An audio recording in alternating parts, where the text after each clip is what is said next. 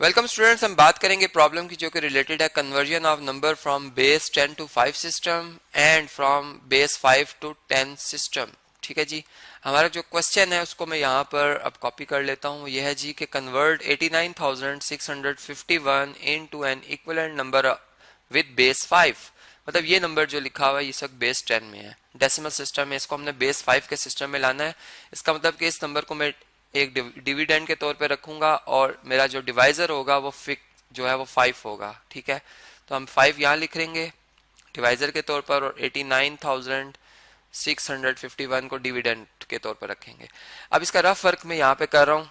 देखें, सबसे पहले 89,651 को जब हम 5 पे डिवाइड करते हैं तो इसमें पहला डिजिट है 8। 5 1 से मल्टीप्लाई हो तो 5 आता है और इन दोनों डिजिट्स नंबर्स का जो डिफरेंस है वो 3 है। फिर इस 9 को हम डाउन ले आएंगे, 39 हो जाएगा। 5 के टेबल में 7 से मल्टीप्लाई करें तो 35 आता है और इन दोनों नंबर्स का डिफरेंस आ जाएगा 4। फिर इस 6 को डाउन ले आएंगे, ये 46 बन गया। अब 5 को 9 से अगर मल्टीप्लाई किया जाए तो ये 45 आता है और इनका जो डिफरेंस है यानी रिमाइंडर है वो 1 आया और ये 5 से मतलब लेस आया है। ठीक है, इसका मतलब कि हम ठीक चल रहे हैं। फिर इसके बाद इस 5 को डाउन ले आएंगे, 15 बना। तो 5 3 से मल्टीप्लाई करें तो 15 आता है। इन दोनों का डिफरेंस 0 आ गया और फिर लास्ट में जो 1 लिखा हुआ है इसको हम डाउन ले आएंगे, ये 1 आ गया। तो इस तरह 5 को 0 से मल्टीप्लाई किया जाए तो 0 आता है और इन दोनों नंबर्स का जो डिफरेंस है वो 1 आया।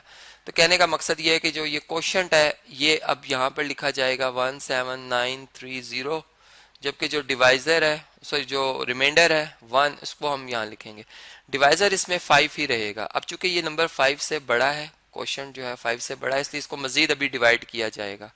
तो अब हम जो ये नंबर आया है 17,930 इसको रखेंगे डिविडेंड के तौर पर और 5 से डिवाइड करेंगे। देखिए 5 को 3 से मल्टीप्लाई करें 15 आता है और 17 और 15 का डिफरेंस है 2 का। फिर इस 9 को डाउन ले आएंगे 29। 5 को अगर 5 से मल्टीप्लाई किया जाए तो ये 25 आता है और 29 25 का डिफरेंस आ गया 4। फिर इस 3 को हम डाउन ले आएंगे 43। 5 को अगर 8 से मल्टीप्लाई किया जाए तो 40 आता है और इन दोनों नंबर्स का जो डिफरेंस है वो 3 है। फिर इस 0 को हम डाउन ले आएंगे तो आप देख सकते हैं कि 5 को अगर 6 से मल्टीप्लाई किया जाए तो 30 आता है और इन दोनों नंबर्स का जो डिफरेंस है वो 0। इसका मतलब अब जो हमारा क्वोशंट है वो है 3586 और रिमाइंडर है 0। ये आ गया। अब चूंकि अभी भी नंबर ये 5 से ग्रेटर है तो हम इसको मजीद डिवाइड करेंगे। ठीक है जी। तो ये बाकी जो रफ वर्क है इसको मैं रेस कर रहा हूँ, ठीक है, ताकि हम मजीद रफ वर्क कर सकें। तो देखें, अब हम 3586 को ब्रैकेट में लिखेंगे और 5 से डिवाइड करेंगे। तो 5 7 टाइम होता है 35, इन दोनों का डिफरेंस आएगा 0। फिर 8 को डाउन लेके आएंगे, ये 8 ही बन जाएगा। 5 1 टाइम 5, 8 का 5 से डिफरेंस लिया जाएगा 3 आ गया। फिर 6 को डाउन करेंगे 36 बनेगा और 5 7 से मल्टीप्लाई होकर 35। तो 35 और 36 का डिफरेंस ये 1 आया। तो यहाँ पर अब क्वेश्चन जो है वो 717 है, जबकि रिमाइंडर जो है हमारा वो 1 है। यह आ जाएगा इस तरह से। फिर अगर हम 5 पे डिवाइड करते हैं तो मैंने इसका रफ वर्क किया हुआ कैलकुलेटर से मैं आपको बता देता हूँ। देखें, अगर मैं 5 को मल्टीप्लाई करता हूँ 143 से तो मेरा आंसर आता है 715। इसका मतलब कि 2 रिमाइंडर आएगा।